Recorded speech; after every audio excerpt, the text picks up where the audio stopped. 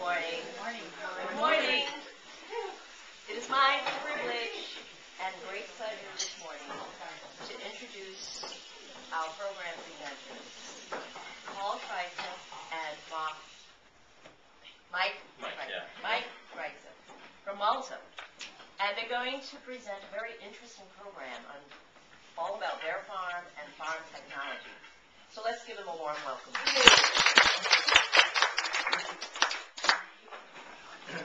My name is Paul Schweitzer, and this is my son, Mike. I've been farming about 37 years in the Malta area, and Mike joined me about 5-6 years ago and is a partner in the operation now. So since I'm technologically challenged, I'm going to let Mike put the program on here today and explain to you about our operation. Hi, everybody. Hi. Here's a picture of our main operation where Dad lives, and it's a grain operation. We did some work in the past few years. We added this grain bin here, and this leg we actually added last summer, and we put a new dryer into this bin. A little bit about ourselves. Let me get this to work. Okay. Here's us.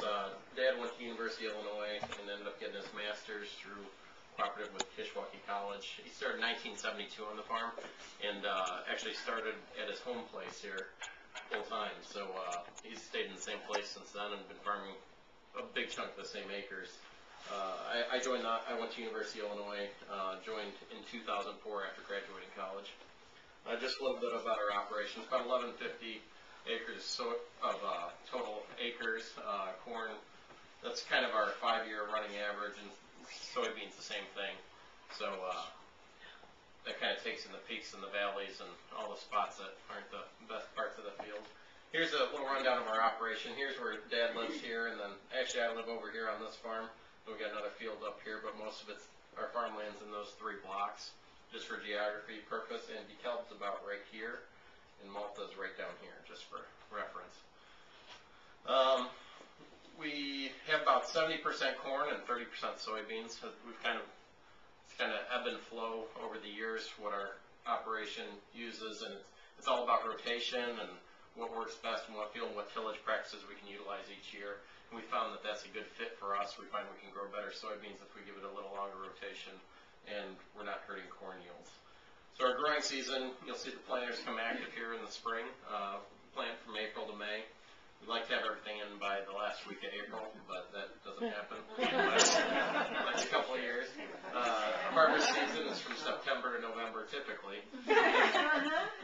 Actually, we were fortunate this year. We had pretty much everything out by weekend after Thanksgiving. So we do work in an equipment cooperative. So this fellow here, Paul Taylor of Esmond, we actually own some of our bigger equipment with. And Dad started this venture with the combine back in '95, I believe. Divides the cost of the equipment so that we can each run better equipment, and it also multiplies the labor, especially in the busy times of year. And you can see back here, we got our sprayer back here, and we've got an anhydrous applicator back here. So, and then here's the equipment we have. We have 3 big tractors, a 24-row planter, 90-foot sprayer, grain cart, semi-tractor, trailer, combine, ripper, and the GPS equipment. Now, our grain handling systems, we keep completely separate. All our operations are completely separate except for sharing equipment and labor. So we do all of our own managing of our farms. So here's our grain operation. We added this Shivers continuous flow, so we actually use this bin for a dryer.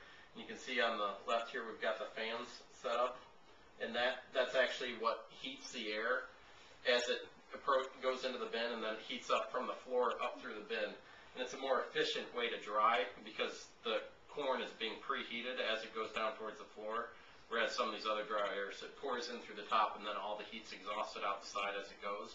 So it's a little bit slower, but it gives us a little more chance to be efficient and to utilize our propane more efficiently and electricity. We have storage for about 125,000 bushels. We can store pretty much all of our crops in a given year, and then we end up transporting it to local markets. First example is a hog farm we have just up the road from us. It's only about 2.5 miles away. We probably take 15 to 30% of our crop there. And it's a good working relationship. They need the corn, and we've got the corn, so it seems to work out. And then, I don't know if you've seen this down by Mendota, it's a rail loading facility right off of I-39. You can see it when you cross the highway there. We used to take a lot more there, now we probably only take about 10%. The biggest draw for us nowadays is the ethanol plant in Rochelle. We probably take anywhere from 60 to 75% there. Dad actually just took a few loads there this week. They've really helped the basis in the area, helping us get better grain prices. And they use the byproduct, or actually they call them co-products now for livestock feed. So it's kind of the best of both worlds because we can extract the starch for ethanol. But then the output of that, I think it's somewhere 60 to 70% of that still comes out and it's fed to animals still. So it's kind of nice. They ship a lot of that out on rail to feedlots. I'd like to get into some geographical information systems. This is what Dad started with in '94 with our GPS technology. And here's, I didn't really know this till just recently, but the GPS, like you always hear about, is actually the United States system of satellites. So it's the global positioning system. And there's 30 satellites active right now. You can see them in constellation around the Earth. And then the Russian Federation also has what they call GLONASS, Global Navigational Satellite System, which is an additional 21 satellites. And so right now we're in the process of updating our hardware and software and able to use GLONASS for satellites as well as GPS. This allows us to eliminate any downtime during the day and have the most precise signal on the farm. Just a little synopsis of how GPS works here. It works just like, I didn't realize this either when I went camping. I wanted to know how to navigate without a GPS. And so I looked at it, and if you look at a map and you know where it's at, and you can pick out 3 points, then you can triangulate back to your position. And the satellite works the same way. Whereas if you have 3 satellites, and they're all a different distance from you on the Earth at this intersecting point, then you know the distance to each of those points. That's where you can get your approximate location. Like in your vehicle when you're driving down the road. It doesn't have to be very accurate because it snaps to the road, so it can be within 50 or 100 feet. Well, for the farm, that doesn't do us that much good to be that inaccurate. So that's where we bring in the correction factor. And this is a tower on Earth that the point is known. It always stays stable. It always stays exactly where it is. And so that's a known point. So if we can get the same signal going to that tower, that's a known point, then that will calculate a correction factor. So it'll say that it knows where this point is, and it thinks it knows where you are, but it'll calculate a correction between the two, and then that'll give you your precise location. And for several years, we've had correction in the United States, but it's only been like 2 points across the whole U.S., where you can just get the signal, and then it's corrected, but it's a very far ways away, so it's not that close. It's only, I don't know, 6 to 9 inches, I think, or 2 to 9 inches, in that range, depending on how good a signal is. So what we have actually done on our farm and worked with the guy who does a lot of our GPS stuff is we put our own real-time kinematics base station on our grain setup. It's a little hard to pick out. It's right up there, right on top of the silo, and it'll probably move to the top of the leg here now that we have it up. And then here's a blow-up of it. It's a little hard to see, but this is actually a GPS receiver up on top of our silo. So that is a known point that the satellites know where it is. And right here is a radio tower. And that's what actually projects the signal out to our tractor that gives us this correction factor. So that's all it's doing. And our range is probably 12 miles. We can see as long as it's line of sight from our silos to our operation. There's also repeaters set up. He's kind of trying to set up a network around us. And the same thing is also being achieved, not with radio signal, but with cellular signal now. So you buy, like a lot of people have for their laptop, something that they can get on the internet anywhere.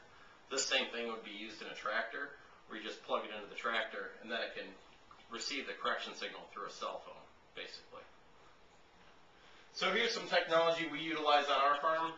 Paul Taylor owns a plane, so a lot of times in the summer what we'll do is go flying and look at our fields and physically see what's going on out in our fields compared to what other fields are doing, and even in the same field, it's nice to draw comparisons. We've also been in Green Star yield mapping through John Deere. Variable rate fertilizer application that's been utilizing for probably close to 2 decades now, isn't it? Insight controllers with automatic section control. That's something we upgraded to a few years